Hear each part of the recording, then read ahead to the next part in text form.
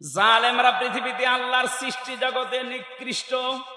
ইন্না শাররাদ দাওয়াবি ইনদাল্লাহিস সাম্মুল বুকুমুল্লাযীনা লা ইয়াকিলুন। সূরা আনফাল 9 নম্বর পারা 18 নম্বর পৃষ্ঠার এটা 11 নম্বর লাইনের 22 নম্বর আয়াত। এটা তাফসীরে ইবনে কাসিরে আছে। আল্লাহ পাক বলেন, পৃথিবীতে সব চাইতে ঘৃণিত আমার কাছে সৃষ্টি জগতে ওই লোকটা যে তার বিবেককে কাজে লাগায় না। আরে 15.5 বছরে যাই হয়েছে, বিবেক কাজে লাগেনি। বিবেক কাজে লাগলে একটা আলেমকে এভাবে 11 ঘন্টা টাঙিয়ে রাখতে পারে? বলেন।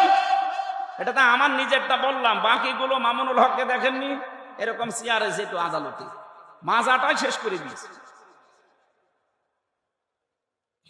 মুফতি ফখরুল ভাই আমার মনে হয় আর সারা জীবন এভাবে কাটছাট হয়ে হতে পারবে না। মাজা এই জায়গায় হাড়টাই বাঁকা হয়ে গেছে। ইমাম মালিকের জীবনী পড়েছিলাম, ওনার হাত বেঁধে রেখেছিল 41 দিন একাধারে, শুধু টয়লেট আর খাবারের সময় খুলে দিত। এই জন্য ওনার হাত এই হাড় থেকে ডিসকানেক্ট হয়ে গিয়েছিল। বহু আলেমের ওখানে আমি দেখেছি যারা আজ 22 বছর, যারা আজ 14 বছর, যারা আজ 10 বছর 12 বছর পড়ে আছে। এত কষ্ট ভেতরে আলেমদেরকে ওরা দিয়েছে। আমি তো তোমার হালকা পেয়েছি, আমার চাইতে আরো বেশি পেয়েছে অনেকে। তাদের শরীরে যে বিভিন্ন জিনিস নড়বড়ে হয়ে গেছে। এই জুলুমগুলো যারা করেছিলেন, এখন যদি কেউ সামনে এরকম করার চিন্তা ভাবনা করেন, এদের এত বড় শিকড় যদি আল্লাহ কেটে দিতে পারে, আপনি তো কিছুই না। কথা বলেন না কেন? ওদের শিকড় কত নিচে ছিল দেখেছেন? দারোয়ান থেকে শুরু করে একেবারে সংসদ পর্যন্ত সব ওদের সাজানো লোক। এক কথা বলছেন না কেন? সব ওদের সাজানো, সব ওদের বানানো, এরপরও টিকতে পারল না। আর আপনার তো এখনো সাজানো কিছুই হয়নি, আন্দাজে মুখ জোর করছেন। এই জন্য চরিত্র ঠিক করবেন। ওদের মতো চাঁদাবাজি যদি করেন, আপনার বাড়িও টয়লেট হবে। কথা বুঝতেছেন? ওদের মতো মিথ্যা মামলা যদি দেন, আপনার বাড়িও এরকম পরিত্যক্ত হয়ে যাবে। গতকালকে কুমিল্লাতে একটা সমাবেশ ছিল। সর্বশেষ যিনি বক্তব্য দিলেন, আমি দেখলাম আজকে পেপারে, সর্বশেষ বক্তব্য দিয়েছেন যিনি আমিরে জামাত। এরপরে যিনি সভাপতি ঘোষণা দিলেন মাইকে যে আজকের এই অনুষ্ঠানে 8টা মোবাইল আর একটা টাকা ভর্তি মানি ব্যাগ পাওয়া গেছে। যার হয় সে প্রমাণ দিয়ে নিয়ে যান। পৃথিবীর ইতিহাসে এইটাই মনে হয় প্রথম। আপনি বলেন তো, বাংলাদেশের কোন সমাবেশ শেষ হওয়ার পরে এইটা বলতে পারে যে এখানে 8টা মোবাইল আর একটা মানি ব্যাগ ভর্তি টাকা পাওয়া গেছে? বলেন। এইরকম মানুষ যদি দুনিয়াতে, এইরকম চরিত্রের মানুষ যদি আমরা তৈরি করতে পারি, আল্লাহর কসম এদেরকে রাষ্ট্র দিয়ে দিলে এরা খাবে না। আর যদি ওই দরবেশের মতো মানুষকে দেন, ও খেয়ে একেবারে ধর করে ফেলবে। খাবে তো খাবে, শেষে বাঁচার জন্য দাড়ি পর্যন্ত পোষ দেবে। ওরে জিজ্ঞাসা করেছে, আপনি এত নাফরমানি করলেন কি করে? দাড়ি রাখা সুন্নত, আপনি কেটে ফেললেন। আবার ফতোয়া দিয়েছে, ওই দাড়ি রাখা সুন্নত, জান বাঁচানো ফরজ। আমি দাড়ি কেটে সুন্নত ফেলে দিয়ে ফরজ আমি চেষ্টা করছিলাম বাঁচার, কিন্তু পারলাম না। নৌকা আমারে ধরিয়ে দিল, নৌকা ধরিয়ে দিয়েছে। তাহলে আজকে আয়াতের ভেতরে যে শিক্ষাটা প্রথম পেলাম, জালেমদের আচরণ যেন আমরা দুনিয়ায় না করি। তাহলে আমাদের বাড়ি ঘরও দেখা যাচ্ছে 10-15 বছর পরে পরিত্যক্ত টয়লেট হয়ে যাবে। আল্লাহ আমাদেরকে হেফাজত করেন, বলেন আমিন। কোরআনে কারীম থেকে সূরা হাক্কাতের 4-5টা আয়াত পড়েছি কিয়ামত সংক্রান্ত। কারণ মানুষের চরিত্র সংশোধনের জন্য আখিরাত ভিত্তিক জীবনের বিকল্প নেই। এটা যদি আপনার ভেতরে তৈরি না হয়, কখনো আপনারা দেখতে মনে হবে বিশাল দরবেশের মতো, কিন্তু চরিত্র খারাপ। আর আপনার দেখতে শুনতে যাই হোক, ভেতরে যদি হযরত ওমরের মতো জবাবদিহিতার ভয় থাকে, আপনি দেখতে ভালো না হলেও আপনি একটা জান্নাতি মানুষ। খলিফাতুল মুসলিমিন হযরত ওমর রাদিয়াল্লাহু তাআলা আনহু, এই যে আখিরাতের ভয়টা কি, জবাব দেওয়া লাগবে এটা কি, উনি বুঝিয়েছেন ওনার জীবনে। এই কথা বলছেন কেন?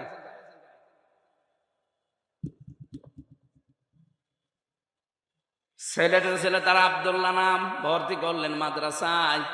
হযরতে আলী ওই সময় দেশের প্রধান বিচারপতি, তিনিও ছেলে দিলেন মক্তব মাদ্রাসায়। হযরতে হোসাইন টেবিল থেকে কলম ফেলে দিয়ে বারবার বলছে, হোসাইন এই তুলে দাও, তুলে দাও। 3 বার তুলে দিলেন। প্রেসিডেন্টের ছেলে তো, উনি রেগে গেছে, বলছে হোসাইন বারবার কলম ফেলে দাও আর আমারে তুলতে বলো, আমি কি চাকর তোমার খাদেম নাকি? হযরত হোসাইন বললেন, আব্দুল্লাহ তুমি শুধু খাদেম না, খাদেমের বাচ্চা। খাদেম যেই বলেছে খাদেমের বাচ্চা, উনি রেগে গেছে। না, এ কথা বললে বাবার কাছে যাও। বাড়িতে যে বলছে, আব্বা আমি আর পড়বো না। কেন? আমাকে গালি দিয়েছে ক্লাসে, শুধু আমাকেই না তোমাকে পর্যন্ত গালি দিয়েছে। ছোট করো, ছোট করেছে, আমারে বলেছে আমি নাকি খাদেমের বাচ্চা। খাদেম, তুমি যদি বিচার না করো হোসাইনের, আমি ও মাদ্রাসায় আর যাব না। ঠিক আছে, জুমার দিন হবে। খুতবা দিচ্ছিলেন তিনি মসজিদে নববীতে। জমার নামাজের সময় আলোচনা বন্ধ করে দিয়ে বললেন, হোসাইন কি এদিকে আসো। কি হয়েছে? তুমি ক্লাস ভর্তি ছাত্রদের সামনে আমার ছেলেকে খাদেমের বাচ্চা, খাদেম বলে গালি দিয়েছো। হ্যাঁ দিয়েছি। কেন দিলে? ইমাম হোসাইন বলে, খলিফা বুকে হাত দিয়ে বলেন তো, আপনি কি আমার নানার খাদেম ছিলেন না? হযরত হোসাইনের কথা শোনার পর হযরতে ওমরের বাকরুদ্ধ হয়ে গেছে, আর কথা বলতে পারে না। তাই তো, এইভাবে ভাবি না। তুমি যেটা বললে এটা কি লিখে দিতে পারবা? নিয়ে আসেন কাগজ কলম, নিয়ে আসেন। খেজুরের পাতা নিয়ে এসেছে, লিখে দিলেন, ওমর আমার নানার খাদেম ছিল, আমি দেখেছি। ইতি হোসাইন ইবনে আলী। সই করে দিলাম, যান। কাগজটা হাতে নিয়ে হযরতে ওমর চমা খেলেন, ডাক দিয়ে বলেন, নবীর সাহাবীরা, বিচার হয়ে গেছে। ছোট মানুষ সন্তান আব্দুল্লাহ তো বোঝে না, বলে আব্বা তুমি তো বিচার শুরুই করলে না, হয়ে গেল কি করে? হযরত ওমর বলে, সন্তান যে বিচার করেছি শুধু দুনিয়া না, আখিরাতেও কাজে লাগবে। আমি যখন মারা যাব এই কাগজটা আমার কাফনের ভেতরে দিয়ে দিও। মরণের পরে আল্লাহ পাক যেদিন আমাকে তুলবে হিসাবের জন্য, কিছুই যদি আমার কবুল না হয়, ভালো না লাগে, কাগজটা দেখাবো। রব্বুল আলামিন কাগজটার দিকে তাকাও, তোমার নবীর নাতি লিখে দিয়েছে আমি নাকি নবীর খাদেম ছিলাম। এই ওসিলায় হলে আজকে তুমি আমারে মাফ করে দাও। হিসাবটা শুধু সারা জীবন শুনেছি যে হিসাব, দুদুকে ধরলে আপনি পাগল হয়ে যান, তাও তো তাদেরকে ঘোষ ঘাস দিয়ে উল্টা পাল্টা করা যায়। কিন্তু আল্লাহর দুদুক, আল্লাহ পাক যদি ধরেন হিসাবের জন্য, 1 গ্লাস পানির জবাব দিতে পারবেন না। এই জন্য মানুষের জীবন পরিচ্ছন্ন হওয়ার জন্য, পবিত্র করার জন্য আখিরাত ভিত্তিক জীবনের বিকল্প নেই। আল্লাহ ওই কথাগুলো শক্তভাবে আমাদেরকে আজকে জানাচ্ছেন, খুব ভালো করে খেয়াল করবেন। সূরা হাক্কাত, কোন সূরা? বলেন বলেন। হাক্কা শব্দের শাব্দিক অর্থ কি? কোরআনে কারিমে সূরা হাক্কাতকে আমার আল্লাহ অবশ্যম্ভাবী ঘটনা এই শব্দ দিয়ে আরম্ভ করেছেন। আল হাক্কাতু মাল হাক্কা, অবশ্যম্ভাবী ঘটনা। কি সেই অবশ্যম্ভাবী ঘটনা? আল্লাহ যেন নিজেই এবার প্রশ্ন দিচ্ছেন, মা আদরাকা মাল হাক্কা। হে নবী আপনি কি জানেন কি সেই ঘটনা? কাযযাবাত সামুদ ওয়া আদুম বিল কারিয়া। সামুদ এবং আদ এই 2 জাতি এই অবশ্যম্ভাবী ঘটনা, যেটা তার মানে কিয়ামত, এইটাকে তারা মিথ্যা প্রতিপন্ন করেছিল। বাদ দেন, এটা মরে যাব, এইটাই তো শেষ, এরপরে আবার ওঠা লাগবে, আবার জবাব দেওয়া লাগবে। কিসের অবান্তর কথাবার্তা বলেন? নবীজি বলেন এই কথাগুলো তারা বলেছিল আদ আর সামুদ। আপনার উম্মতদেরকে এবার দেখেন, ফাম্মা সামুদ ফাউহলিকু বিত্তাগিয়া। আমি আল্লাহ এই কারণে এই সামুদ জাতিকে তাদের জায়গা থেকে একেবারে এই অবাধ্যতার কারণে, সীমা লঙ্ঘনের কারণে আমি আল্লাহ ধ্বংস করে দিয়েছি। কিয়ামতের কথা আল্লাহ আমাদেরকে যে শক্তভাবে বোঝাচ্ছেন, এটা অবশ্যম্ভাবী ঘটনা, এটা বিশাল আওয়াজ। কি বারবার এগুলো বারবার বলার দরকার কি? একবার বললে তো হয়ে যেত। আল হাক্কাতু মাল হাক্কাতু ওয়া মা আদরাকা মাল হাক্কা। রব্বুল আলামিন বলেন, শব্দটা আমি বলেছি এত কঠিন, এটার বিশ্বাস যত যত দৃঢ় হবে মানুষের ভেতরে, তার জীবন তত বেশি পরিচ্ছন্ন হবে। আপনি আজকে থেকে আরম্ভ করেন যে আমাকে কিন্তু জবাব দেওয়া লাগবে একজনের সামনে দাঁড়িয়ে, আর এমন জনের সামনে আমি দাঁড়াবো উনি আমার আগে পেছে সামনে সব কিছুই জানেন। এটা শুনতে যত সহজ মনে হচ্ছে, এ বাস্তবে নিয়ে যাওয়া কিন্তু অত সহজ না। আপনি নিয়ে যান একটা ছবি তৈরি করে এভাবে সাজান যে আমি কিন্তু এখন সত্যি শেষ, আমারে দাঁড়ানো লাগবে। আল্লাহর সামনে যদি সত্যি আমি এখন দাঁড়িয়ে পড়ি, আমার যা জীবন, আমার কি সত্যি জবাব দেওয়ার মতো কায়দা আছে? কোরআনে কারীম জানিয়েছে আল্লাহ যে বিচার ব্যবস্থা তৈরি করবে, আল্লাহর বিচার ব্যবস্থায় কোন রকমের অবিচার বলতে কিছু না। আপনারা জবাব দিচ্ছেন না। আল্লাহর বিচারে কোনো অবিচার? আরো জোরে বলেন, আল্লাহর বিচারে ন্যায় বিচার না। না, ভালো করে শুনবেন, আমি তো এই জন্য বলছি কান লাগান। আল্লাহর বিচারে যেমন অবিচার নেই, আল্লাহর বিচারে ন্যায় বিচার যদি করে আপনি বাঁচবেন না। ন্যায় বিচার করলে কেউ জান্নাত যাবে না। অবিচার তো নেই, ন্যায় বিচার করলেও জান্নাত পাবেন না। পাবেন কি করে? আল্লাহ পাক যদি কাউকে নিজের ইচ্ছায় ক্ষমা করে দেয়, ওই লোকটাই শুধু জান্নাত পাবে। এই জন্য নবীজি প্রতিদিন 99 থেকে 100 বার করে তিনি পড়তেন, আল্লাহুম্মা হাসিবনি হিসাবা ইয়াসিরা। আল্লাহ তুমি যাই করো অন্তত আমার হিসাবটা সহজ করে দিও। এটা যত বেশি আপনার কাছে পরিষ্কার লাগবে, যত বেশি পরিচ্ছন্ন মনে হবে যে না এরকম একটা সামনে আসতেছে, আপনার দ্বারা তত অন্যায় কাজ ছেড়ে দেওয়া সহজ হবে। এটা তো নিজের ব্যাপার, আমি না খেয়ে মরবো কিন্তু আমি অবৈধ জায়গায় হাত বাড়াবো না। আমার চোখ দিয়ে যেটা নিষেধ দেখা আমি দেখবো না। 14 জন নারী বাদ দিয়ে পৃথিবীর কোন নারীর দিকে লোলুপ দৃষ্টিতে তাকানো জায়েজ নেই। কয়জন বলেন বলেন? 1 নম্বরে আপনার মা, 2 নম্বরে আপনার আপন মেয়ে, 3 নম্বরে আপনার আপন ফুফু, 4 নম্বরে আপনার আপন খালা, এরপরে আপনার ভাইয়ের মেয়ে, বোনের মেয়ে, আপন গুলো, এরপর আপনার পুত্রবধূ। 14 জনের নাম আমি তাফসিরে পেয়েছি। এদের সাথে দেখা করা যায় যাচ্ছে, কিন্তু তাদের মুখমণ্ডল, হাতের কবজি আর পায়ের পাতা এগুলো খোলা রাখা এই 14 জন মহিলার জায়েজ আছে আমার সামনে। প্রথমে কার? মা। বলেন না কেন? এরপরে ফুফু, এই যে অনেকে পাতানো ফুফু আছে, ও ধর্মের ফুফু, ধর্ম খালা, এসব বাদ দিই। পথে ঘাটে কাউকে দেখলে বলে খালা, খালার একটা মেয়ে আছে এই কারণে খালা বলছে, ওর উদ্দেশ্য ভালো না। খালা হওয়া লাগবে আপন মায়ের বোন। কথা বুঝতেছেন? এই 14 জন বাদ দিয়ে পৃথিবীর কোন নারী যদি সামনে পড়ে যায়, সঙ্গে সঙ্গে কোরআন বলছে চোখ নামাবা। আমি এটা বানালাম না। সূরা নূর 18 নম্বর পারা 12 নম্বর পৃষ্ঠা 7 নম্বর লাইনের 30 নম্বর আয়াতে আছে, কুল্লিল মুমিনিনা ইয়াগুদ্দু মিন আবসারিহিম ওয়া ইয়াহফাযু ফুরুজাহুম যালিকা আযকা লাহুম ইন্নাল্লাহা খাবীরুম বিমা ইয়াসমাউন। বলেন আল্লাহু আকবার। আল্লাহ পাক বলেন, হে নবী মুমিন পুরুষদেরকে আপনি বলেন, এই মানুষগুলোর সামনে যদি কোনো মহিলা পড়ে যায়, পরনারী মানে 14 জন বাদ দিয়ে, সঙ্গে সঙ্গে যেন তারা চোখ নিম্নগামী করে এবং লজ্জাস্থানের হেফাজত করে। এটাই তাদের জন্য পবিত্র পন্থা। এখানে বাংলাদেশে না, এই জায়গায় বহু পুরুষ মানুষ বসে আছে, বিবাহিত মানুষ, যাদের নিজের বউ ভালো লাগে না, অথচ অন্যের বউ রসগোল্লা লাগে। দেখছেন বলছে ঠিক।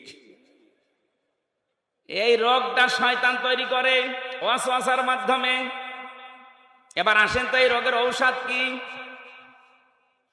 আপনার নিজের স্ত্রীর ভেতরে আল্লাহ যা দিয়েছে এইটা বাদ দিয়ে আপনি যে ভাবির সাথে, প্রতিবেশীর স্ত্রীর সাথে লাইন করেছেন, ওর ভেতরে কি অন্য কিছু বেশি আছে? আপনি কি মনে করেন যে না তার 5-6টা আছে?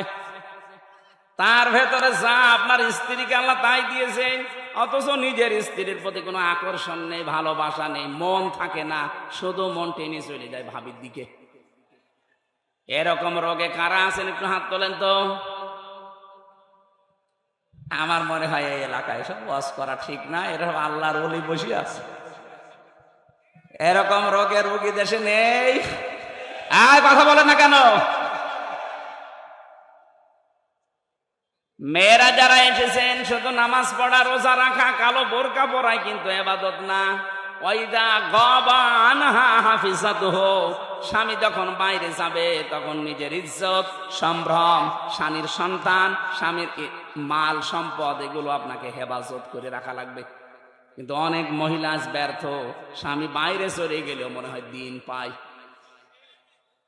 পাশের বাড়ির দেওয়ার নিয়ে শুনে আর এমে গল্প করছে, অথচ এমন জনকে মোবাইলে কথা বলছে যার সাথে মোবাইলে ওর জন্য কথা বলা যায় না।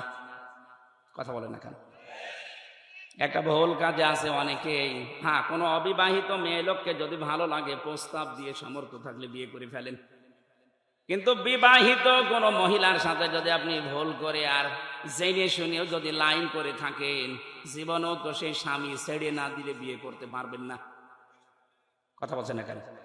আপনি বিয়েও কোনোদিন করতে পারবেন না, আবার সারা জীবন তাকে না পেয়ে কষ্টের ভেতরে মরবেন।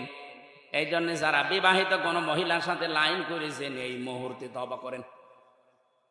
তওবা করবেন কিনা বলেন? কারা কারা করবেন হাত তোলেন তো। এরা কি লাইনে আছে? এই দাড়িওয়ালা, কিসের লাইন কর তুমি? হ্যাঁ, তওবা করলে ঠিক আছে, কাজ না করে তওবা করবা কেন? কাজ করো, ওই সমস্ত কাজ করো, ঠিক আছে। হ্যাঁ, এদিকে তাকান, ওর যে চেহারা, ওর সাথে লাইন করবে কে? না, আপনার সাথে লাইন করা মানুষ এদেশে নেই। হ্যাঁ, ঠিক আছে, বাঁচি গিয়েছে, আল্লাহ ওরে হেফাজত করিস। ওর সাইজেও ছোট, আবার চেহারাও আল্লাহ বানিয়েছে ওইরকম, ওর দিকে কেউ তাকাবেও না, ওর অসুবিধা নেই। কিন্তু যাদের চেহারা একটু ভালো, ওরা তো দিশা পায় না করবে কি, মনে করে আমার পেছনে তো মানুষ ঘরে, আলহামদুলিল্লাহ। তাহলে এই রোগ থেকে যাদের নিজের স্ত্রী আজ ভালো লাগছে না, আকর্ষণ তৈরি হয় না, অন্যেরটা দেখলেই ভালো লাগে, এটা রোগ। এ রোগ শয়তান তৈরি করে দেয় ওয়াসওয়াসার মাধ্যমে। এটা থেকে বাঁচতে হলে কয়েকটা পদ্ধতি আছে, নাকি এই ওষুধ বলার দরকার নেই? এ জেলায় আপনারা হাত তুললেন না যে এই জেলায় তো পাচ্ছি না, বলে কি করবো? রেকর্ড হচ্ছে তো, অন্য জেলায় যাক, তারা যেন মানে। এক নম্বরে, বড় নারী দেখলেই মন চাইলেও আপনাকে চোখ নিম্নগামী করা লাগবে, এটা আল্লাহর নির্দেশ। আল্লাহ ভালোভাবে জানে যে আপনার দুর্বলতা কোন জায়গায়। মন চাওয়ার পরেও যদি আপনি না তাকান, একটা অনির্বচন সুখ আল্লাহ আপনাকে দান করবে। কি বললাম শব্দটা? অনির্বচন সুখ, বাংলা শব্দ এটা। এটা কেমনে তৈরি হয়? এই যে বাচ্চারা, পাখির বাচ্চা, কথা বলেন না কেন? এ দেশের প্রতি আমার যেমন দরদ আছে, অধিকার আছে, অন্য ধর্মে যারা আছে তাদেরও ঠিক ওই রকম হক আছে, অধিকার আছে, আরো তাদের হক বেশি। বিশ্বনবী জানিয়েছেন, যে দেশে আমার উম্মত বেশি থাকবে, ওই দেশে যদি অন্যান্য ধর্মের কিছু মানুষ থাকে, ওদের উপর যদি কেউ অত্যাচার করে, কিয়ামতে আমি নবী নিজে ওই অমুসলিমের পক্ষ নিয়ে তোমাদের বিরুদ্ধে আল্লাহর কাছে মামলা দায়ের করব।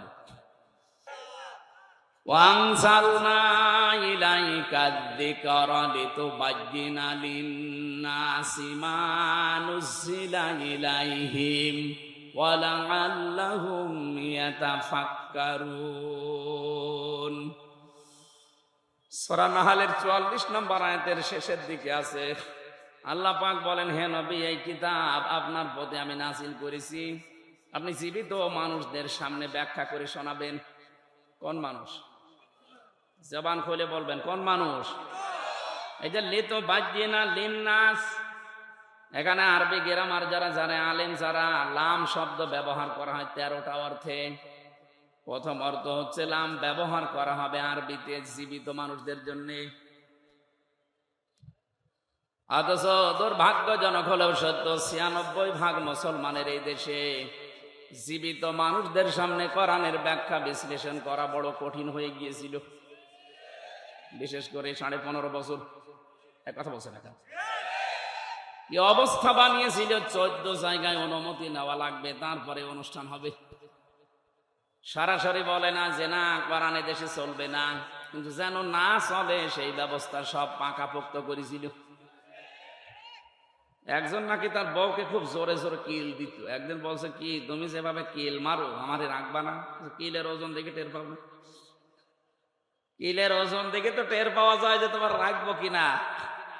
ওরা সরাসরি 96% মুসলমানের দেশ তো বলে না যে না এদেশে কোরআন চলতে দেব না, কিন্তু যেন না চলে সে ব্যবস্থা সব করেছিল বিভিন্ন কায়দায়, একেবারে পাতি নেতা থেকে শুরু করে ডিসি পর্যন্ত। কি কথা বলেন না কেন? এমনকি ডিসি, এসপি, টিওনো, ওসি সবাই পারমিশন দিলেও অনেক জেলায় এমন মানুষও ছিল এ মানুষগুলো অনুমতি দিতে চাইতো না। আল্লাহ রাব্বুল আলামিন এমন ভাবে তাদেরকে ধরেছে, তাদের এই পাপের বোঝা পরিপূর্ণ হয়ে যাওয়ার কারণে। কারণ কোরআনে কারিমে বাধা দেয় কাফেররা। কারা? এটা নাজিল হওয়ার পর থেকে এটা চলছে। কাফেররা প্রথমেই বলেছে না সব চলতে দেওয়া যাবে, কোরআনের আলোচনা যেন মুহাম্মদ করতে না পারে, এ সিদ্ধান্ত কাফেরদের। আপনি হয়তো ওইভাবে বলেন না, কিন্তু সিস্টেম চালু করেছিলেন কাফেরদের মতো। 1500 বছর আগে কোরআনে কারিমে বাধা দিয়ে আবু জেহেল যদি কাফের হয়, তা আপনি কি বলেন? বলেন।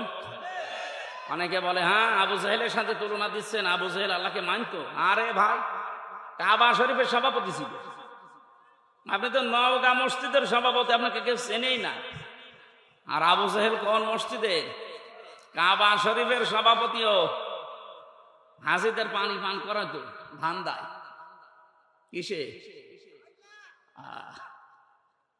টাকা পয়সা কামাই করার জন্য হাজিদের খেদমত করতো ওর লোকজন দিয়ে। 2 নম্বরে ওকে যদি কেউ জিজ্ঞাসা করতো আল্লাহ বলতে কেউ আছে, ও শুধু বলে না যে আছে, কোরআনে কারিম ওর এই কথা কোট করেছে, ওয়ালা ইন সাআলতাহুম মান খালাকাস সামাওয়াতি ওয়াল আরদা লা ইয়াকুলুনাল্লাহ। কয়েক জায়গায় আল্লাহ একটা দিয়ে জানিয়েছেন, হে নবী ওদেরকে যদি জিজ্ঞাসা করেন আসমান আর জমিন কে বানিয়েছে, লা ইয়াকুলুনাল্লাহ, লামে তাকিদ নুনে সাকিলা, আল্লাহ গ্যারান্টি দিয়ে বলছে আবু জেহেল ওই কথা বলতো যে আল্লাহ বানিয়েছে। কে বানিয়েছে? তাহলে আল্লাহ একজন আছে ও বিশ্বাস করতো না? কথা বলে না কেন? করতো। সকালবেলা 17 রমজান মাসে সকালবেলা সবাই তাওয়াফ করছে কাবা শরীফ উলঙ্গ হয়ে, আরো নিজে যেয়ে কাবার গিলাফ, যেটা মুলতাজাম বলে, যেখানে দোয়া করলে কবুল হয়, ওই দরজার সামনে দাঁড়িয়ে বলছে কাবার মালিক তুমি আসো, আমি জানি আমি মুহাম্মাদের বিরুদ্ধে যাচ্ছি অস্ত্র নিয়ে বদরের ময়দানে যুদ্ধ করার জন্য, সত্যের পক্ষে যে আছে তাকে তুমি বিজয় দিয়ে দিও। আবু জেহেলের দোয়া কবুল হয়ে গেছে। বলেন তো, ও যদি আল্লাহ একজন আছে বিশ্বাসই না করবে, ও কাবার গিলাফ ধরে কাঁদবে কোন কারণে? বলেন। এবার আমার প্রশ্ন, তাহলে ও আইন পাশ করে কোরআন নিষিদ্ধ করে দিল শুনতে কেন? কারণ ও খুব ভালো করে জানতো আমি যে ক্ষমতার চেয়ারে বসে আছি এদেশের প্রধানমন্ত্রী হয়ে, এটা একটা অবৈধ। ও ঠিক ভালো করে বুঝতো যে আমার চেয়ারের একটা পায়াও ঠিক না, সব নড়বড়ে পায়া। কিন্তু মোহাম্মদ যেটা কোরআন দিয়ে বোঝাতে চায় যে অধিকারগুলো মানুষের প্রচার করে, যে এই অধিকার আমার আছে, আমার ভোট দেওয়ার অধিকার আছে না নেই? বলেন। হুয়া জিতাবাকুম ওয়া মা জাআলা আলাইকুম ফিদ্দীনি মিন হারাজ। সূরা হজের 78 নম্বর আয়াতের মাঝের অংশে আছে আল্লাহ পাক বলেন আমি তোমাদেরকে নির্বাচিত করি। নওগাঁবাসী একেবারে বিবেক দিয়ে বলবেন, নির্বাচিত করা হয় যে পদ্ধতির মাধ্যমে, ওইটার নাম নির্বাচন। আমি বেশি বলবো? নির্বাচিত করা হয় যে কোনো বিষয়কে কিসের মাধ্যমে? বলেন বলেন। 15.5 বছর তো নির্বাচনই হয়নি, এটাকে মিথ্যা কথা? অথচ নিয়ে আজ ৮-৯ দিন দেখতে পাচ্ছি বাইরের বিভিন্ন দেশে স্ত্রীমপ্রীতি পাওয়ার জন্য মানুষের কাছে মিথ্যা তথ্য ছড়াচ্ছে যে আমি নির্বাচিত ছিলাম, আমাকে নির্বাসন দেওয়া হয়েছে। নির্বাসন আমরা দেয়নি, আপনি নিজে নির্বাসন বেছে নিয়েছেন। আর নির্বাচিত ছিলেন, এটা দাহা মিথ্যা কথা। এই 15.5 বছরে যে নির্বাচন হয়নি, কেউ যে নির্বাচিত ছিল না, এটা যদি ঘোড়া কেউ জিজ্ঞাসা করে, ঘোড়াও হাসবে। কথা বলেন না কেন? বলে এই মিথ্যা কথা আপনি ছড়িয়ে কি পেতে চান? বিশ্বের মোড়ল কেন, তাম দুনিয়ার 257 রাষ্ট্র এক হয়ে গেলেও বাংলাদেশে এই জালেম আর আসতে পারবে না। কারণ আপনি নির্বাচিত ছিলেন না। এত বড় না মিথ্যা কথা বলেন কেন? নির্বাচনের আগে 154 জন আপনি ঘোষণা দিয়ে দিয়েছেন। কথা বলছেন না কেন? দিনের ভোট আপনি রাতে করে ফেলেছেন। নির্বাচন হইল কবে? আমার এই যে 33 বছর এখন বয়স, 18 বছর থেকে যদি শুরু করিতে 3 বার আমার ভোট দেওয়ার কথা, আমি তো একবারও দিতে পারলাম না। আপনাকে ভোট দিল কে? হয় আপনি নিজে নিজে দিয়ে নিয়েছেন। এক কথা বলছেন না কেন? আমার সাথে এক ওসি ছিল জেলখানা, আমি তো ফাঁসির কন্ডেম ছেলে ছিলাম। একদিন আমার এসে বলছে, হুজুর দেখেন তো আমার তওবার ধরনটা দেখেন তো কিভাবে করলেন। বলছে এই যে নির্বাচন গেল, এই নির্বাচন আমি বাইরে ছিলাম, রাত 12টার পর থেকে আমি ভোট কাটা আরম্ভ করলাম, ফজর পর্যন্ত বাক্স ভর্তি করে বিভিন্ন জায়গায় পাঠিয়ে দিলাম। ফজরের নামাজের আগে ওযু করলাম, গোসল করলাম, 2 রাকাত নামাজ পড়ে বললাম আস্তাগফিরুল্লাহ। আমারই তওবা কি হয়েছে? না, আপনি তো আর আল্লাহর কাছে দোষ করেননি যে আস্তাগফিরুল্লাহ পড়বেন, আপনি দোষ করেছেন হামজার কাছে। কারণ একটা এমপি বানাতে 2.5 থেকে 3 লাখ বা 3.5 লাখ 4 লাখ হামজা লাগে। কথা বলেন এখানে। আমাদের মতো মানুষের রায় নেবেন, ভোট নেবেন, এরপরে আপনি পাস করলে বলবেন আমি এমপি। তা আপনি তো একাই 3.5 লাখ সব শেষ করে ফেললেন। আর এখন আপনি আস্তাগফিরুল্লাহ পড়েন আল্লাহর কাছে। আপনি কি আল্লাহর কাছে দোষ করেছেন? আমার মতো 3.5 লাখ 4 লাখ হামজা যদি আপনাকে বলে ঠিক আছে যান ওসি সাহেব মাফ করে দিলাম, তাহলে আপনি মাফ পাবেন। 2 নম্বরে ভয়ঙ্কর বিষয়, আপনি যতদিন জেলে আছেন এই কয় বছরের ভেতরে অনেক হামজা মরে গেছে। কথা বলেন এখন। আপনি তাদের কাছে মাফ চাবেন কি করে? এই জন্য জালেমদেরকে 15.5 বছর টিকিয়ে রাখার জন্য যারা চেষ্টা চালিয়েছে তারাও জালেম।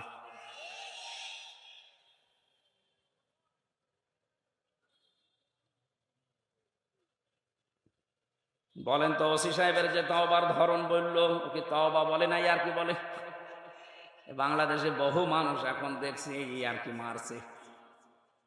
আরে ভাই তওবা হবে তো তার কাছে, অপরাধ হয়েছে যার কাছে। আপনি আল্লাহর কাছে কোনো অপরাধ করে থাকলে ওনাকে বলেন, উনি যদি মাফ করে দেয় দিক, শাস্তি দেয় দিক, ওনার ব্যাপার।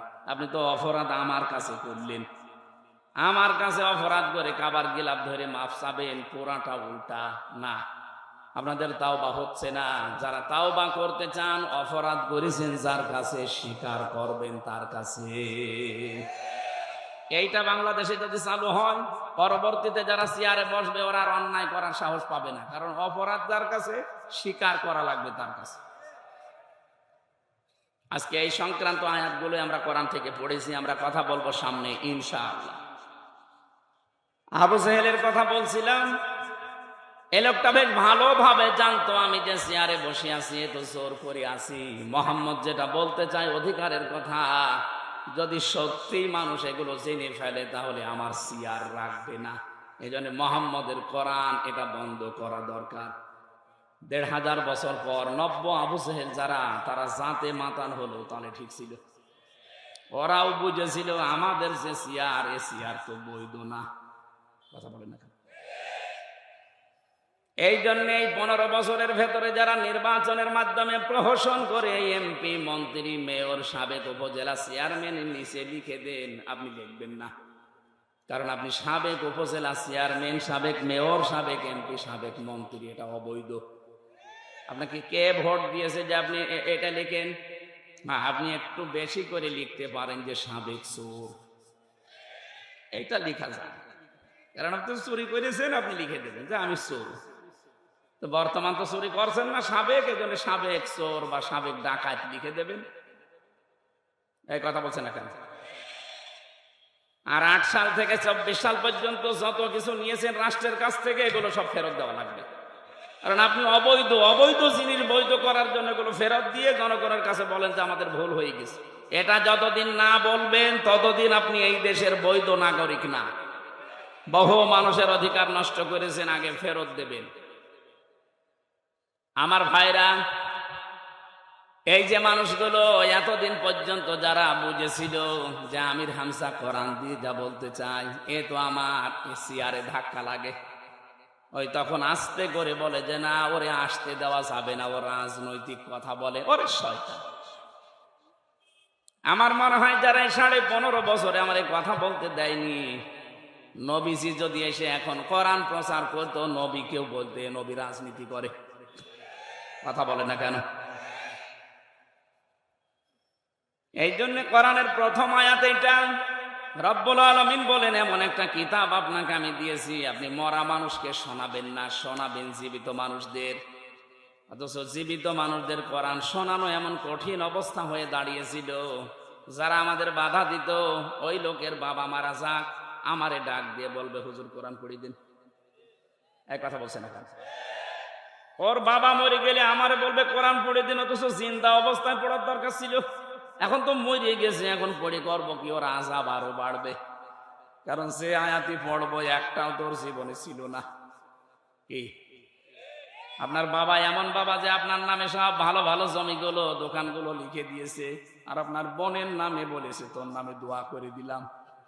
এখন আমি যদি পড়ি ইউসিকুমুল্লাহু ফি আওলাদিকুম লিয-যাকারি মিসলু হাযিল উনসায়াইন। হে পৃথিবীর বাবারা, সন্তান যাদের আছে, এক ছেলে যা পাবে 2 মেয়ে তাই পাবে। বন্টন নীতিকার। আপনি তো বন্টন নীতি মানেননি দুনিয়ায়, আমারে নিয়ে কোরআন পড়ালে আপনার আযাব আরো বাড়বে। আমি কথা বোঝাতে পেরেছি? এই জন্য কোরআন বোঝানো লাগবে মরা মানুষকে না চিন্তা মানুষকে। আমাদের দায়িত্ব এইটা, এটা আমাদের কালচার। এই জন্য আমরা জীবিত মানুষদেরকে বোঝাই। এখন যারা শুনতে আসে এদের দায়িত্ব কি? আয়াতের পরের শব্দে আল্লাহ জানিয়েছেন ওয়ালাআল্লাহুম ইয়াতাফাক্কারুন। হে নবী, যারা শুনতে আসে ওদের দায়িত্ব হচ্ছে ওই কথাগুলো শোনার পরে বাড়ি যেয়ে যেন চিন্তা ভাবনা করে।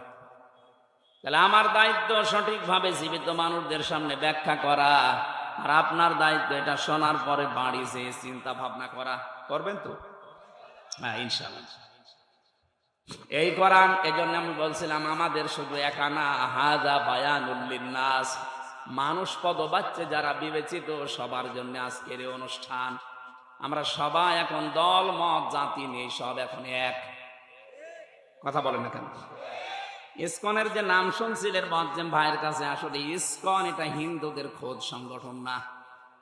এই সংগঠনের আসল যারা দায়িত্বে আছে, যারা প্রতিষ্ঠাতা, ওই যে প্রভুপাদ, এই লোকটা একটা খ্রিস্টান। এই লোকটা ইহুদি জাতিতে কিন্তু পড়াশোনা করেছে, খ্রিস্টান চার্চে একটা আলাদা নিয়ম নীতি বানিয়ে হিন্দুদের বদনাম করার জন্য উগ্রভাবে এটাকে উপস্থাপন করেছে। এই জন্য হিন্দুদের শুধু একা দোষ না, ওরা গরিব নিম্নবিত্তের যারা হিন্দু তাদেরকে বেছে নিয়েছে। সারা বিশ্বের 257টা রাষ্ট্রের 195টা দেশে ওদের কাজ চলছে। বাংলাদেশে আপনি তাকান, এই যে ঢাকার স্বামীবাগ, এর পাশে যে ইসকন মন্দির, ওর পাশে যে মেথরপট্টি আছে, এই গরিব হিন্দুদেরকে টাকা পয়সা দিয়ে ওরা দৌড়ে ভিড়িয়ে ইসকনের সদস্য বানিয়েছে। সিলেটের যারা চা বাগানে হিন্দু ধর্মের কাজ করে, যারা গরিব মানুষ, এই ছেলে মেয়েদেরকে ওরা কাজে লাগিয়েছে। ঠাকুরগাঁও পঞ্চগড়ের যারা গরিব মানুষ ওই পাথর তুলে খায়, তাদেরকে কাজে লাগিয়েছে। এই কথা বলে কে গো? সুতরাং এটা শুধু হিন্দুদের দোষ না। সম্মানিত ভাই এবং অন্য ধর্মের ভাইরা, আপনারা হয়তো এই মনে করে ভাবতে পারেন যে আমাদের আবার ওই দোষে দোষী করে আমাদের অত্যাচার করে কিনা। না, আমরা অত পাগল না। এদেশে যারা আওয়ামী লীগ করেছেন তাদের উপরও আমার কোনো রাগ নেই, কিন্তু যারা অপরাধ করেছেন তাদের উপর আমার রাগ আছে। কারণ আপনি বিনা কারণে জেনে শুনে অপরাধ করেছেন। আমাকে রিমান্ডে যারা নিয়েছিল প্রত্যেকটা অফিসার আমারে বলতো আপনার কোনো দোষ নেই, আমরা জানি। তাহলে এটা করেন কেন? এই যে 11 ঘন্টা আপনি টাঙিয়ে রাখলেন আমার মাজায় দড়ি দিয়ে। আপনি নিজে বলছেন সকালে এসে যে হুজুর আপনার কোনো দোষ নেই, তাহলে এই কাজ করবেন কেন? এই জন্য অপরাধের সাথে এই 15.5 বছরে যারা জড়িত, সে যেভাবেই হোক, কারো কথা শুনে হোক, ডাইরেক্ট ইনডাইরেক্ট, এদের আমরা শাস্তি চাই। আর এদের শাস্তি যে হচ্ছে বা হয়েছে এর প্রমাণ দেখেন সূরা নমল 19 নম্বর পারা 20 নম্বর পৃষ্ঠা 7 নম্বর লাইনের 52 নম্বর আয়াত। ভালো করে একটু, সিল যখন সো মারতে আসে তখন মা পাখিটা পর এভাবে বিছিয়ে ডাউন করে দেয়। কি কথা বলেন না কেন? দেখবেন একটার সাথে একটা পর লেগে যায়, মোলায়েম সফট কোমল হয়ে যায়। এটা শুধু লেগে যায় না, এভাবে ডাউন করার পরে ফল করে দেয়।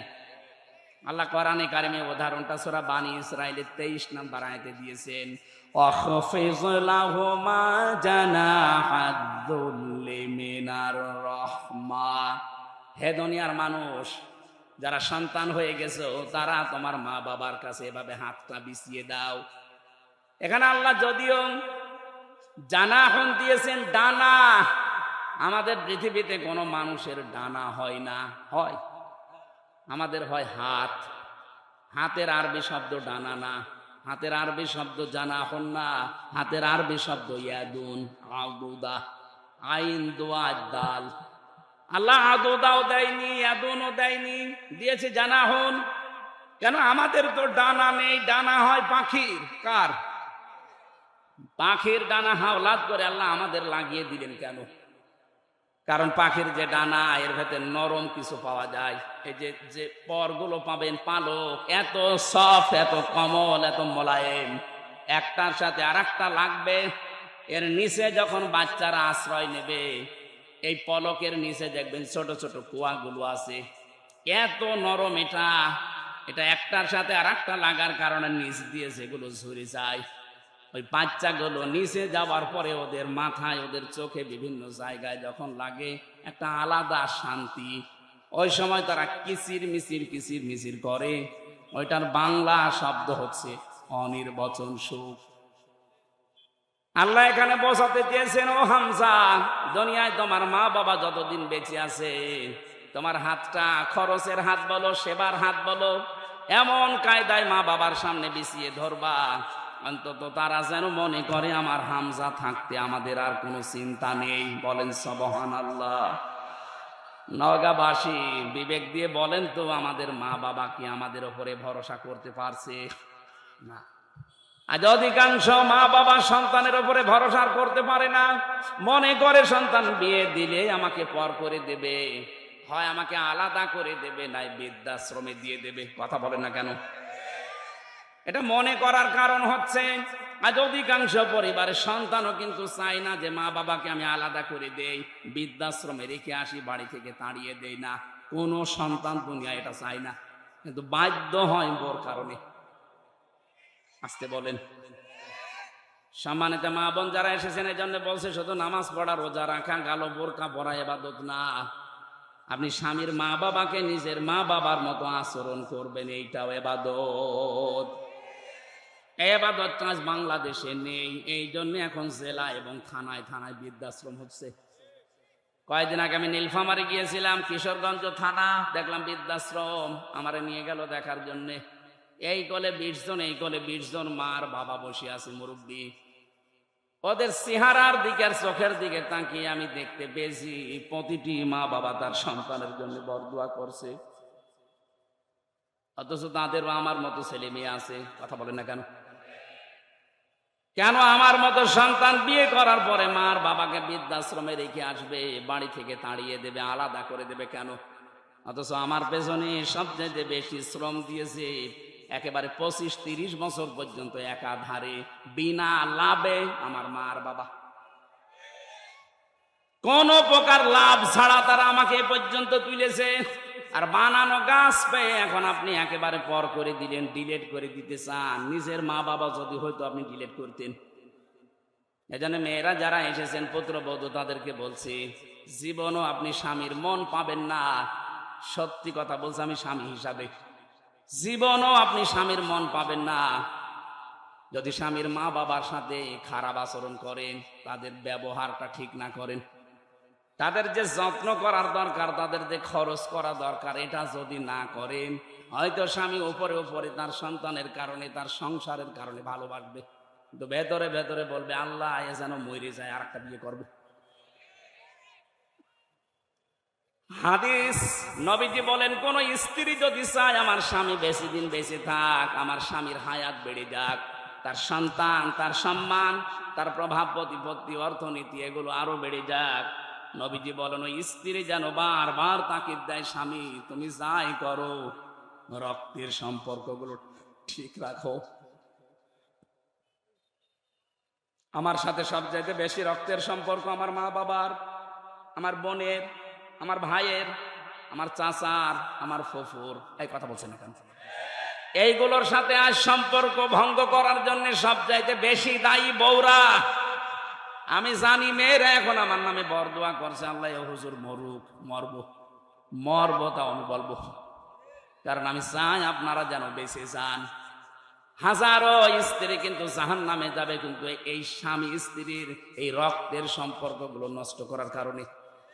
কারণ আল্লাহ পৃথিবী তৈরি করার পর কমপ্লিট যখন হয়ে গেল, তখন এই রেহেম যেটা রক্তের সম্পর্ক, আত্মীয়তা, এটা আল্লাহর পাশে বেঁধে ছিল। ডাক দিয়ে বলে মাবুদ আমার সম্পর্কে তো কিছুই বললি না। আল্লাহ পাক ওই দিন জানিয়েছে রেহেম তোমার সম্পর্কে আমার রায় হচ্ছে, তোমার সাথে যারা সম্পর্ক অটুট রাখবে তাদের সাথে আমার সম্পর্ক ঠিক থাকবে, আর তোমার সাথে যাদের সম্পর্ক কাট হয়ে যাবে আমি আল্লাহ বলছি তাদের সাথে আমিও সম্পর্ক ছেদ করলাম। বলেন নাউজুবিল্লাহ। আপনি বড় নাপ জোব্বা গায়ে দিয়ে নামাজ পড়ে হাসি হয়ে কি করবেন যদি এইগুলো ঠিক করতে না পারি আমরা? এজন্য আমি সহ যারা এসেছি আশা করব অবশ্যই আজকে থেকে যাই হোক, যদি বউ বাদ দেওয়া লাগে দরকার হয় বাদ দিয়ে আর একটা বিয়ে করব। রক্তের সম্পর্ক ছিন্ন করে জাহান্নামে হওয়া যাবে না। কারা কারা পারবেন হাত তোলেন তো। ওরে বাবাই বিয়ে করার জন্য হা করে আছে, ঠিক আছে করবেন, 4টা পর্যন্ত করবেন। বিয়ে করা জায়েজ আছে, কিন্তু শর্ত 3টা। শুধু সুন্দরী আর মনোমুগ্ধ পরিবেশ দেখে, টাকা পয়সা দেখে পাগল হওয়া যাবে না। 3টা বিষয় দেখা লাগবে। প্রথম বিয়ে জায়েজ, পরের গুলো জায়েজ করার নিয়ম 3টা। আমরা তো অনেকেই সুন্দরী খুঁজি, সুন্দরী দেখে পরের গুলো না, এটা নিয়ম না। ইসলাম বিয়ে করতে বলেছে, কিন্তু আগের আয়াত পরের আয়াত দেখেন সূরা নিসার 3, 4, 5। আল্লাহ পাক যেগুলোর নাম দিয়েছেন এখানে হয় এতিম হওয়া লাগবে, অসহায়, 2 নম্বরে সে বিধবা হওয়া লাগবে, 3 নম্বরে তো স্বামী পরিত্যক্তা হওয়া লাগবে। এরকম মহিলা দেখে বিয়ে করার নিয়ম। আরো খুঁজে বেড়াচ্ছে আকিস গ্রুপের মেয়ে। আমার আকিস সাহেবের 3 বউ, ওনার ছেলে 4 বউ। প্রথমটা ঢাকা বিশ্ববিদ্যালয় স্যার, শিক্ষিকা, পরের গুলো সবই একটু নর্মাল। দ্বিতীয়টা ঠিক আছে, দ্বিতীয়টা এমবিবিএস ডাক্তার, 3 নাম্বারটা নার্স, 4 নাম্বারটা ওনার কর্মচারী। উনি তো এই কোরআনের আয়াত মিলিয়েই করেছে, অসহায়, বিধবা করেনি, স্বামী পরিত্যক্তাও না, কিন্তু গরিব মানুষের মেয়ে। তো ওনাদের যে সম্পদ আল্লাহ দিয়েছে, ওনাদের যে সম্মান, ওনাদের যে শরীর যা খায়, আকিজের বড় ছেলের সাথে আমি থাকি, উনি দেখেছি উনি যে খাবার খায় এক এক দিন মনে হয় 8 থেকে 10 হাজার টাকার খাবার। এই এত খাওয়া লাগে না, এমন এমন খাবার এত দাম 2000 টাকা। এই জন্য শরীরও এরকম টাইট। এখন 70 বছর বয়স, 4টা বউ, আল্লাহর রাস্তায় চালিয়ে যাচ্ছে, কোনো অসুবিধা নেই।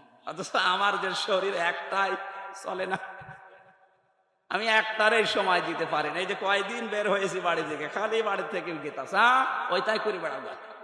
এমনি 3 বছর জেল খেটে আসলে হয়নি, আবার ওই জেলের মতোই ঘুরে বেড়াবো। তোমার আর বাড়ি আসার দরকার নেই। আমার দ্বারা 4 বউ সাজে? যদি অসহায় হয়, যদি বিধবা হয়, স্বামী পরিত্যক্তা হয়, এইরকম মহিলা থেকে এতিম অসহায় তাদেরকে দিয়ে বিয়ে করা জায়েজ আছে পরের গুলো। আর আমরা এটা উল্টিয়ে ইসলামকে কলঙ্কিত করার জন্য শুধু খুঁজে বেড়াই ধনী মানুষ আর সুন্দরী। না, প্রথমটা ঠিক আছে। প্রথমটা আমি মনে হয় এটা বোঝাতে পেরেছি। আয়াতটা নিয়ে অনেকের অভিযোগ আছে, 4 বিয়ে করতে বলে আমার রিমান্ডে বলছিল এক অফিসার মুসলমান, আপনার আকিজের ছেলে 4 বিয়ে করেছে, তাহলে আমার বউকে বলবো 4 স্বামী ধরতে? আমি ধরতে বলে, আপনার বউ যদি 4 স্বামী ধরে, যদি ছেলে হয়, কোন কোন বাপের পরিচয় দেবে? বলছে ডিএনএ টেস্ট করে পরীক্ষা করে দরকার বলবে যে অমুক বাপের ছিল। কত বড় শয়তান! এক মহিলার যদি চায়ের স্বামী হয়, সন্তান হলে কাড়াকাড়ি হবে না? এ বলবে আমি হাফ বাবা, ও বলবে আমি ফুল বাবা, ও বলবে আমি 3 ভাগের 1 ভাগ বাবা। আর একজনের যদি চায়ের স্ত্রী হয়, সন্তান যদি এক এক বছরে 4টা করে হয়, বাবা কয়টা? তো বিয়ের ক্ষেত্রে এই নিয়মটা, যাদের ইনসাফ করার মতো যোগ্যতা নেই, এই মানুষগুলোর আর না করাই ভালো। একটা নিয়েই সন্তুষ্ট থাকা দরকার। এই আয়াতের শেষের দিকে এটা আছে, অহেদা, যদি না পারো ইনসাফ করতে, একটা নিয়েই সন্তুষ্ট থাকো। আল্লাহ এই বিধানটা তো খেলা করার জন্য দেয়নি, আমরা উল্টা দিকে নিয়ে গেছি। আমরা সুন্দরী আর মুখমণ্ডল অথবা টাকা পয়সা এগুলো খুঁজতে চাই। অথচ প্রথমটা বিয়ে করার পরে পরের গুলো কয়টা শর্ত বললাম? হয় বিধবা হওয়া লাগবে, অথবা স্বামী পরিত্যক্ত হওয়া লাগবে, মানে স্বামী মরে গেছে, স্বামী ছেড়ে দিয়েছে, অথবা এতিম অসহায় মিসকিন। এইরকম মানুষগুলোকে দেখে আপনি সমাজে যেন বিশৃঙ্খলা বা জেনা ছড়িয়ে না পড়ে, এই জন্য আপনাকে আশ্রয় দেওয়ার জন্য বিয়ে করার নিয়ম। আমি যেটা বলছিলাম, সম্মানিত মা বোনেরা, আপনাদেরকে আমি অনেক ভালোবাসি, চাই আপনি বেঁচে যান। এই জন্য আগামী থেকে দুনিয়া যেহেতু থাকার জায়গা না, আপনিও যাবেন, আমিও চলে যাব। 100 বছর পরে এখানে যারা আছি একজনও থাকবো না। কথা বলে না কেন? বলেন তো, 100 বছর পরে যদি কেউ এই নওগাঁর, এই যে কি কান্দি যেন দেখলাম, এই গ্রামে এসে যদি বলে এই বাড়ি আমার, ওখানে যারা বসবাস করবে, সত্যি করে বলেন আপনাকে উঠতে দেবে? 100 বছর পরে আপনি ঘুরে এসে দেখেন, আপনাকে উঠতে দেবে না? বলবে কে আপনি? আপনি যদি বলেন এই বাড়ি আমি বানিয়েছিলাম 2 তলা, বলবে ইয়ার কি মারেন, থাকার জায়গা হচ্ছে না, বলে ভণ্ডামি করেন, যান মসজিদের বারান্দায় রাত্রে গিয়ে থাকেন, সকালে ফুটে পড়েন। এইটা দুনিয়া? এটা কি? এইটুকুর জন্য আপনি কার অধিকার নষ্ট করছেন হিসাব করেন। আপনি তো বাবার অধিকার নষ্ট করবেন না, মায়ের অধিকার, স্ত্রীর অধিকার, সন্তানের হক আদায় করবেন। এই কারণে যেন এইটা দিয়ে আখেরাত তৈরি হয়। আমাদের আসল টার্গেট কি? আখেরাত। বলেন বলেন। আল্লাহ রাব্বুল আলামিন বলেন এই যে জবাব দেওয়া লাগবে, হিসাব দেওয়া লাগবে, এটা যারা অস্বীকার করেছিল এই মানুষগুলোকে এই সীমা লঙ্ঘনের কারণে এমন পর্যায়ে আমি পৌঁছিয়েছি। আপনি তাকান, বিচারের যে সিস্টেম আমি তুলে এনেছিলাম কোরআন দিয়ে, প্রথমে আল্লাহ বিচার সাজাবে আপনাকে দিয়ে একা একা। অকুল্লুহুম আতিহি ইয়াউমাল কিয়ামাতি ফারদা। কিয়ামতের সর্বপ্রথম আল্লাহ বিচারের রায় দেবে আপনাকে একা ডাক দিয়ে। কয়জন করি? দ্বিতীয় নম্বরে ডাকবে হচ্ছে ইয়াউমা নাদউ কুল্লা উনাসিম বিইমামিহিম, আপনার নেতার সাথে ডাকবে। 3 নম্বরে বা সবার সামনে ডাকবে।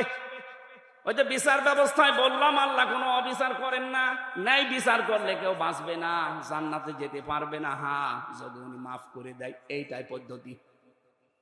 এই পদ্ধতিটা তাফসিরে পড়েছি। আল্লাহ যদি আমাকে মাফ করতে চাই, ঘিরে ফেলবেন ময়দানে মাহশারে, কুদরতি চাদর দিয়ে সবার চক্ষু থেকে আড়াল করে আমাকে ঘিরে ফেলবেন। ডাক দিয়ে বলবে এটা করেছিলি, এইটা করেছিলি। সবগুলো আমার চোখের সামনে ভিডিও ক্লিপ আকারে উনি দেখাবে, বলবে এই যে দেখ, এটা করেছিলি। অস্বীকার করার কিচ্ছু নেই। বাধ্য হয়ে মাথা নিচু করে বলা লাগবে আল্লাহ আমার ভুল হয়ে গেছে। আল্লাহ পাক বলেন যখনই বান্দা এ কথা বলবে, আমার রহমতের জরিয়ায় জোশ পয়দা হবে। শেষে বলবো যা, আজকে ধরে আমি গোপনে মাফ করে দিলাম। এইটা দরকার জীবনে। এইটা যদি আমাদের জীবনে এসে যায়, আমাদের জীবন সাকসেস। ফামান যুহজিহা আনিন নারি ওয়া উদখিলাল জান্নাতা ফাকাদ ফাজ ওমাল হায়াতুদ দুনিয়া ইল্লা মাতাউল গুরুর। সূরা আলে ইমরান 4 নম্বর পারা 13 নম্বর পৃষ্ঠার 12 নম্বর লাইনের 85 নম্বর আয়াতের শেষের দিকে আছে 185। আল্লাহ পাক বলেন জীবনের হার জিত মানুষ বোঝে না। আসল মানুষের হার জিতের জীবন ওইটা, যাকে কিয়ামতে আমি আল্লাহ মাফ করে দিয়ে বলবো যা জান্নাতে চলে যা, এই লোকটার জীবনই সফল। এরকম একটা জীবন তৈরি করার জন্য আখিরাত ভিত্তিক গঠন করার তৌফিক আল্লাহ যেন দান করেন। বলেন আমিন।